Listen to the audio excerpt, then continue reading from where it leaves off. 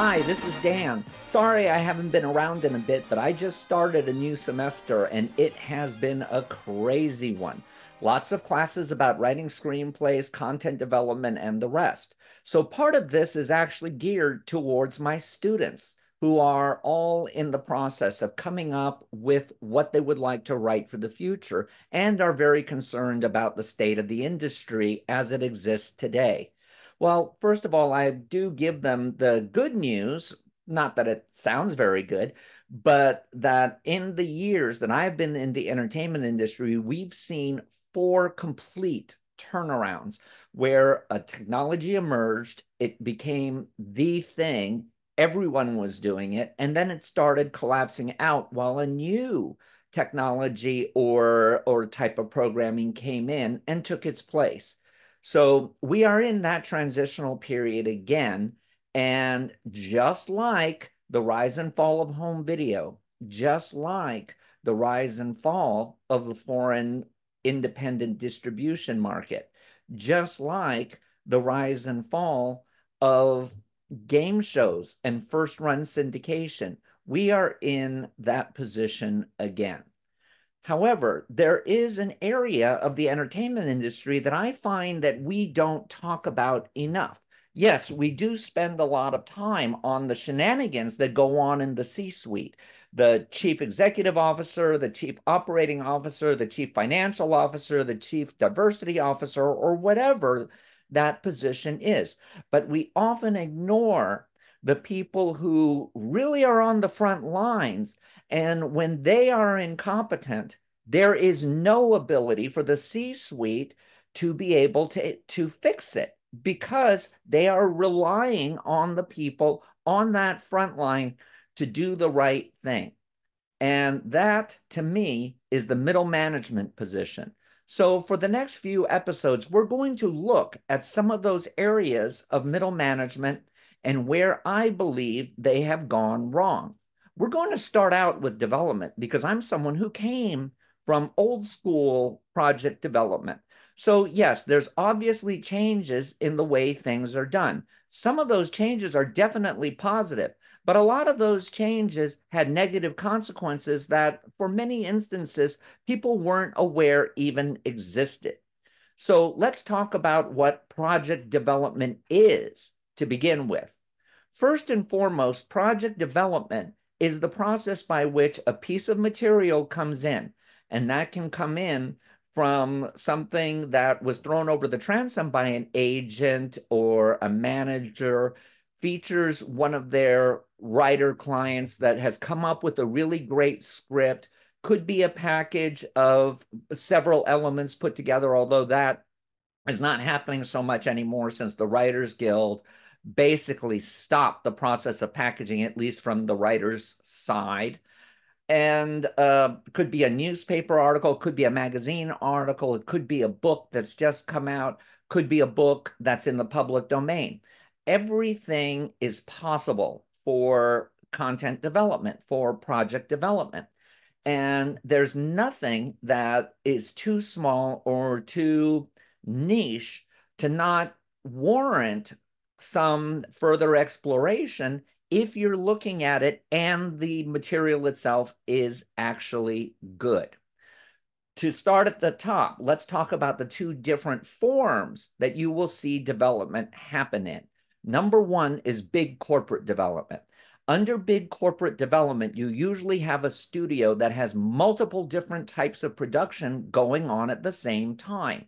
You will usually have a development executive who oversees every single one of those different areas just to make sure that they are focused like a laser on what that particular sector must deliver in order to maintain corporate health.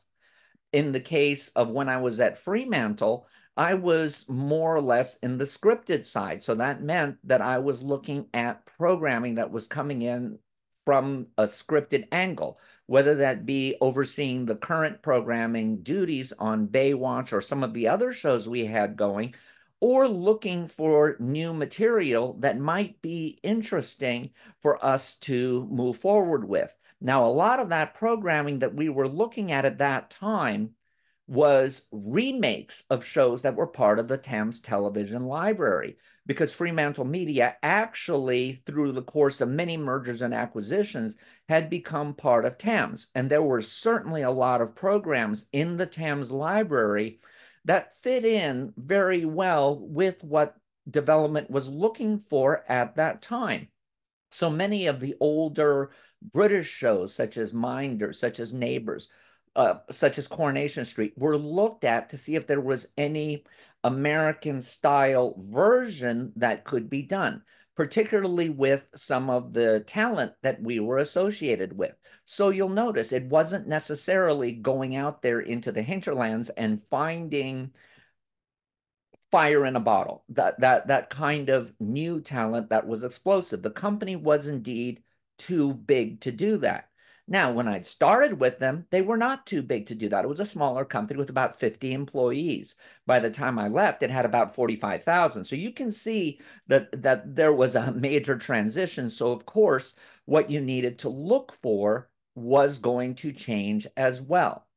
The other type of development, which is the type I think most people, if they even think of a development career, really want to go for, is independent producer development.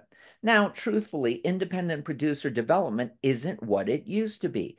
For the past 2 decades, a lot of the work that used to be done by independent producers turned out to have been done by packaging, which happened on the agency level. And that was something that when I got into development would have never been a situation, because it's almost as if you let the fox into the henhouse. What do I mean by that? Well, when you are a development person, your number one loyalty must be to the company that employs you. Therefore, you have a fiduciary duty to look for things that can not only fit what the company's needs are, but that can be done efficiently for a reasonable budget. At its peak, what was happening with packaging was these were projects that were coming in from the agencies that already had the writer, often a director, often even a talent attached to it. That's the stars.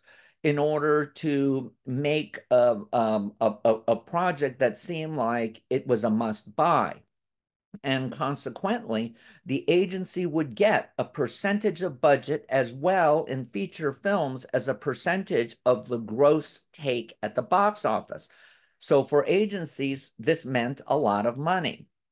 What started happening toward the end of the 90s, particularly when ABC was bought by Disney, is that Wall Street started to invade places that used to be filled with predominantly entertainment industry people, or people who were very well versed in Hollywood history, not only aesthetically, not only in the geek way of you saying 1934, and I can talk about what was going on domestically, internationally, what was happening at each individual studio, and kind of give you the breakdown, but to contextualize that in terms of why that's important to know for today, because there were certain trends, obviously, from that era that were still relevant. But when you started having Wall Street people come in, they were looking for fast bucks, not sitting there trying to puzzle out what was going to happen next. And so there came to be a holy alliance between development and agenting, instead of development execs being specifically separated from the agency world. In order to get development jobs, you usually had to have had agency experience. The excuse was that that would help you to understand the politics of agencies and understand who had what talent. That's a nice way of saying that the agencies were placing people who would buy from them and would have their primary loyalty to the agency, not the company that hired them. And they would therefore spend a lot of money to make their agency pals happy, often at the expense of the company that was cutting their checks. The most notorious example of that recently was Jennifer Salke, who is one of Amazon's biggest executives. And what was Jennifer Salke accused of doing when the entire Lord of the Rings debacle happened, the prequel to Lord of the Rings debacle happened? Well, it turned out that Salke had been green lighting a number of projects that had come in from a variety of different agents that she was green lighting, not because they were good projects, but because they were coming from powerful agents. And she had to make sure that Amazon maintained those good relationships. Can we say that's a bunch of BS? She was making sure that if she got fired from Amazon, that people would owe her favors. And see where the problem comes in. That means you're not only going to greenlight what Wall Street likes, which is tent poles, which is the big spend versus the big return, as opposed to the base hits, doing a lot of base hits and winning through coming up with high return on investment. So you actually see that that was a corrupting influence. And in the process of doing that, has led to the situation we're in now, where you're seeing the industry trying to pivot dramatically away from the Agneses and the acolytes and other very, very high cost, low return projects back into doing things that are more character oriented and can have much better through play in that. But that's easier said than done. Now let's look at the structure of your average development department. And this changes over time, so this might not be 100% accurate the way it is all being done today, but it is basically still the same. The ways you get into project development outside of being a graduate from an Ivy League school and kind of getting pulled in because you have access to venture capital. That's still the main way to get in, and it's really not a good way because it means you don't really know the business you're in. You're merely moving money around. But hey, that's the way it is. We can't wish upon a star that things were different. But traditionally, there were two ways in. One was to be a script reader. I was that. The benefits of being a script reader is that you have to read every single script from top to bottom, and then you have to write a short synopsis of it. Now, at my peak, and don't ever do this, there was a period of about 6 months when I was reading approximately 30 scripts a week and writing reports on every one of them. I did burn myself out by doing that. It's comfortable to do about 15. And I'll tell you what the benefit is. Yes, you're reading a lot of garbage, but you're reading the whole thing. And often in the middle of something that's a pile of garbage, there will be a great scene. And often, if you find that great scene, it's worth having that writer in because they're probably a baby writer, so they haven't really had enough experience yet. And often, if you talk to them, there was a reason they got an agent to begin with. So they had to have some talent somewhere. So while you're talking to them, you can often figure out what the script they intended to write was. And in the process of focusing on that, you can get them to tell you what their actual themes and stories are. And that's a very beautiful thing because then you can figure out a way to get it to fit in with whatever your company needs.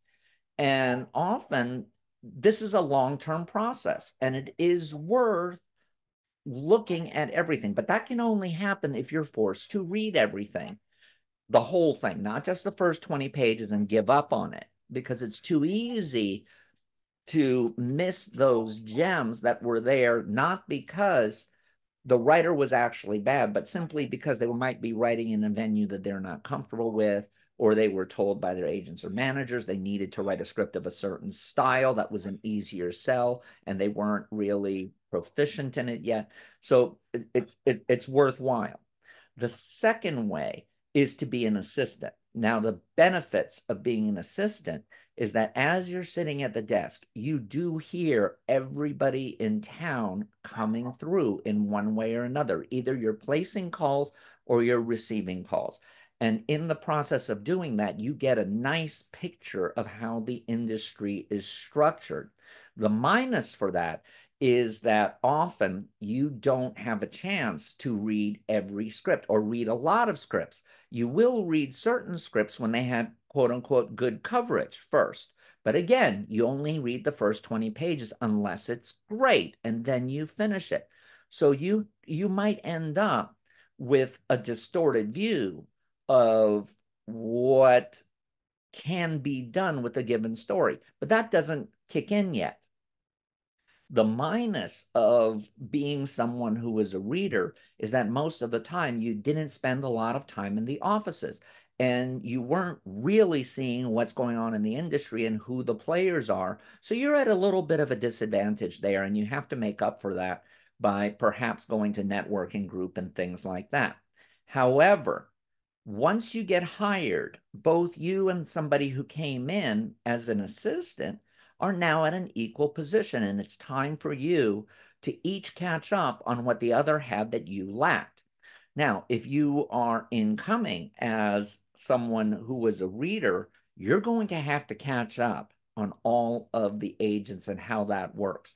It sounds much more onerous than it actually is. If you sit down with someone who was an assistant or who is or who's above you in the food chain, they will certainly make sure that you know who the players are and all of that. And it takes about 2 weeks for you to get really comfortable with suddenly seeing how all the pieces fit together, because you have something strong, which is story, hopefully.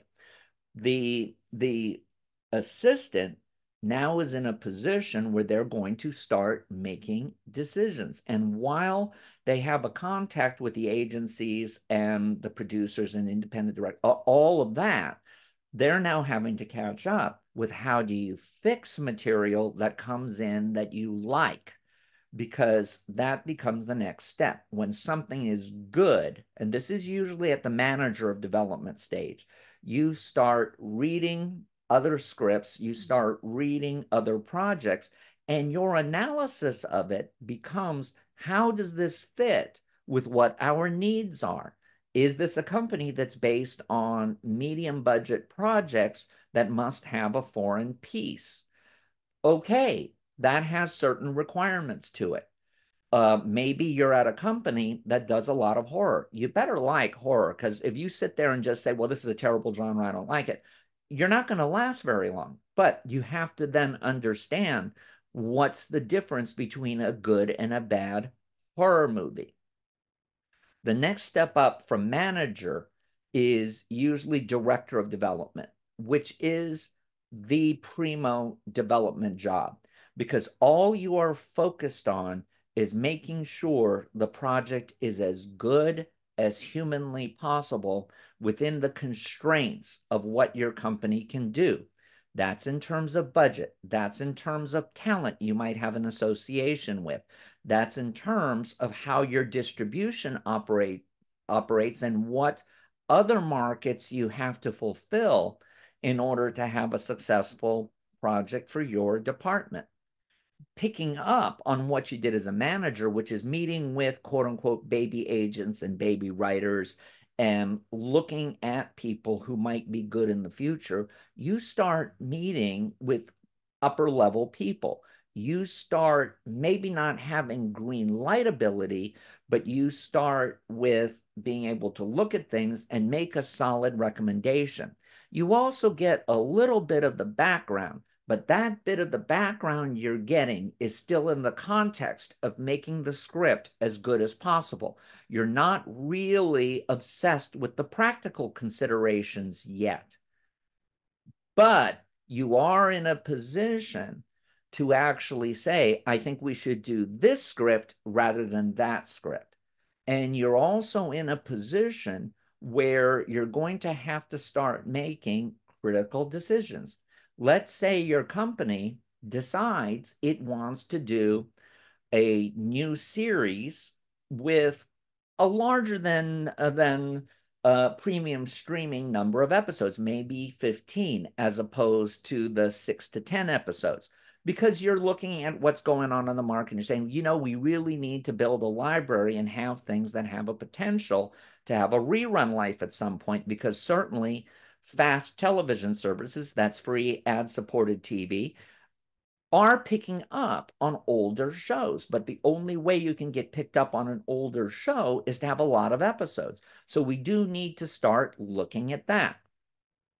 Anyway, when I was doing this, we spent approximately 6 months looking for female policewoman scripts, because we had a holding deal with a piece of talent who'd been in a number of very big feature films.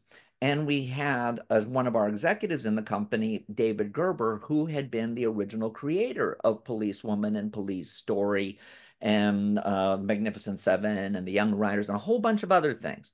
He and I did not get along. Let's just say he was old school in a way that was intolerant of people who were non-Caucasian. But that's a different story.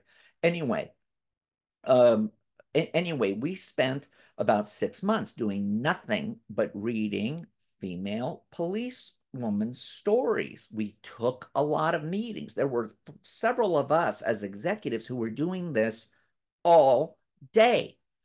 And at the end of it, there was one script that we all had that came in at different points in our general meetings that we all agreed was the one to go with, because it had that magic that popped out of it. And it was clear, but the people who were describing why it was good often were at a loss because they didn't come from being readers. Remember, I'd read like 2,000 something scripts during the time I was a reader. And I was able to say, okay, this scene, and this scene are the money scenes. These are the scenes. The reason I like this script is this can go in the preview. This is something that is a cliche type scene, but is unexpected. And if we can have this in every episode, this is the key to how people will want to tune in every week, because you have this one element. Or the character has this relationship with one of the other characters that is unexpected and can lead to a surprise later on, or maybe they have something in their past. But you just have it from a different perspective because you're looking at it in its pieces, because that's what you're used to doing. And meanwhile, the people who came up through being an assistant were still trying to wrap their head around it, but they couldn't pinpoint why it is they liked this script more than the others. And as we moved down the line, as we got closer to production, unfortunately, it didn't come out well. But as we got closer to production, we had to make sure that there were certain things that were not in the script because the actor had a problem with it. When you're dealing with an actor and you're in development, you cannot rest on ceremony. If the actor has a challenge, maybe they walk funny, maybe they are unusually vertically challenged, maybe there's certain words that if they say them, they have a little bit of a lisp, and you want to avoid that. And you just do everything possible to protect the actor. So again, this is something that coming from reader makes it easy, but coming from assistant, you know how to deal with the actor better. You know how to deal with that actor's agents better, but you might have a problem knowing how to protect that actor on the page. And strangely enough, it might turn out that the agent is a little bit off on that as well. They know the actor really well, and they know what they can do perfectly because they're selling them.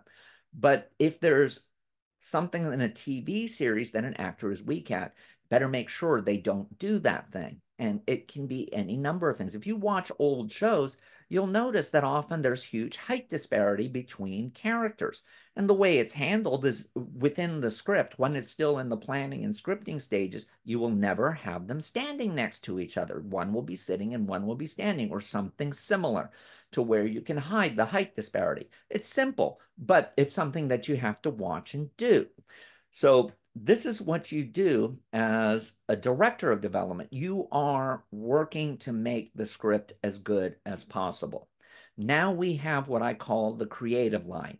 The creative line is something that is very dangerous because this is where, if you don't know your industry stuff well, or if you haven't picked it up, this is where you have a good opportunity to fail out. Between director of development and vice president of development, and there is no director of development who doesn't want to be a vice president. But as soon as they get there, they realize their job has done a 180 and shifted on them. When you become a vice president of development, your job is only partially to make sure the script is as good as it possibly can be. But all of a sudden, you're slam-a-jammed with the practicals. And what do I mean by the practicals? Well, let's say you're sitting there looking at dailies and you're seeing that one of the performers that you hired isn't working out that well. And even though they're a small part, are you going to replace them, or are you going to hope that they get better and reshoot the scene? Now you are suddenly hit with a new challenge because perhaps your UPM, your unit production manager, or your line producer will say, okay, you want to reshoot this. How? And you have to figure out how, because it's likely that you're probably constrained with budget in one form or another. If you are constrained with budget and you're talking about reshooting a scene, now you have to justify spending that money. Did you lose the location? Has the set been broken down? If the answer to that is no, we still have the location. All of the actors who need to be in it are actually still shooting, so no one's been shot out. You can easily maybe redo the scene, especially if it's only a small part of it that you might have to redo. Yes, you're going to have to redo the makeup, you have to redo the wardrobe, all that other stuff, but it's actually feasible, and it probably won't cause too much of a problem. Let's say, though, that it's not that you're now in a position where the set's been returned. So that means you'd have to rebuild part of the set if you had a practical, or you're going to have to figure out how to fake it because you're not going to rebuild the whole set for this one scene. What else is the problem? Another thing is that you're now going to have to adjust the schedule to add probably half a day, if not a full day, to do the reshoot. What else is that going to impact? Is that going to have a cascading effect further down? So is this a scene that is so vital that you absolutely need to reshoot it? Or is there a chance that this scene might just come out? If that's the case, then you might have another challenge, which is that, okay, now our movie's going to be, or our TV episode, which is much more set in runtime, it's going to be short. What do we do then? Well, this is when you might meet with your writers and let them know what the situation is. And yes, disclosure is 90% of the law. Don't pretend that you've come up with a genius idea and try to fool the writer. You've got to be honest. Yes, they can go off, but most of the time, if you're honest, they're going to be honest back to you. So you say, okay, we had a problem with this. We're going to have to move that information to another scene if that scene is not that critical. And it's possible that there's other characters who might be able to cover that information, or this character is going to be in another scene that comes before the payoff of this scene, and you can move the information into something else that they have coming up. Maybe they're talking to a different person. Nonetheless, unless it violates the precepts of the story, you might be able to work it out that way. Or you could do what Don Belisario used to do with Magnum PI. Don Belisario used to say, shows that go over budget get canceled. And what he would do with Magnum PI is at the beginning of every season, they would do stock footage of Tom Selleck driving around in a car with all the different Aloha shirts he would be wearing during the course of the season. And if they had a scene that went up and wasn't going to work, rather than reshoot it, especially if it was a guest performer and that just didn't work out, what they would do is they would just take the shirt, the shots with the shirt that he was wearing in the next scene, have him do a driving scene, and have him voice over what happened with that bit. Fortunately, Tom Selleck was great at that. Fortunately, those were among the favorite moments of the show. So they were able to get to cover for scenes that absolutely did not work for one reason or another, or they would turn into flat. There were any number of ways that they could creatively get around it without busting the budget. But this becomes your job as a vice president. As a vice president, you don't just say, we should redo this. You have to kind of justify how. And if you're starting to mess with scheduling, or if you're starting to mess with other areas, this becomes a political challenge within your company because now you're costing money. So you better be able to say why that scene is so important. We must reshoot it. It's the last scene. Of course, you're going to reshoot it.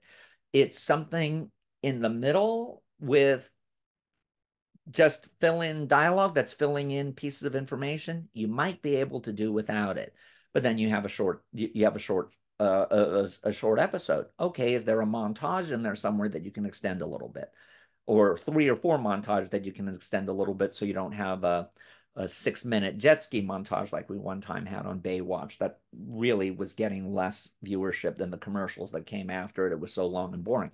So you got to be careful with every one of these things because there's always a consequence, unintended or not. This is where a lot of people fail out because they don't understand the story and the practicality quite enough to where they can make some of those calls. And I have heard horror stories from people who work in post who are saying that in many instances, you have a certain level of high-end development exec who apparently doesn't even read the early drafts of the script, and they rely on looking at the rough assembly and then seeing what the chemistry between the actors is, how the scenes are playing out, whether they like the characters, and then doing story notes at that point. Well, I can tell you right away that ain't happening in a time when the industry isn't floating on ill-gotten cash, because that just makes no sense. It's a total burning of a pile of money. But trust me, when you look at something like the Marvels, or you look at something like some of these bad television series like a She-Hulk, this is exactly the kind of shenanigans that went on because there was this feeling that you could forever reshoot. But that ignores another part that you have to be aware of as a development person. An actor gives a performance based on the way the script was written. You start changing things too much, especially major story points, and the better the actor, the more likely it is that you're going to end up with a piece of performance that's just a little bit off because the motivations that they had that they worked out very carefully no longer might apply. So you see how it becomes very strategic and very problematic. Above vice president, you usually get into the realm of a creative exec or an independent producer who's going to work on one show at a time. And there's another reason for this. You have an absolute sell-by date if you are a development executive. And that sell-by date, it doesn't matter what your chronological age is, but it starts with your first move up into the manager of development type position. And it ends at about the 10-year point. Sometimes it's earlier, many times it could be later.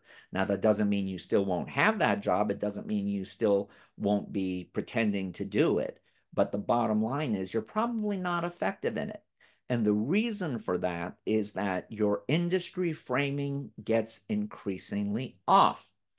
And your industry framing is whenever you got that first job, because there were certain conditions that were in play. There were certain things that were happening at that time that 10 years down the road are probably no longer current. Now, I'm not saying that you haven't been aware of the changes and you haven't been adapting, But what happens is in that huge pile of material that comes in every day, your ability to look at that pile, look at what's been submitted, take a read of it all, and say, that's the one, becomes less and less because the no becomes loud.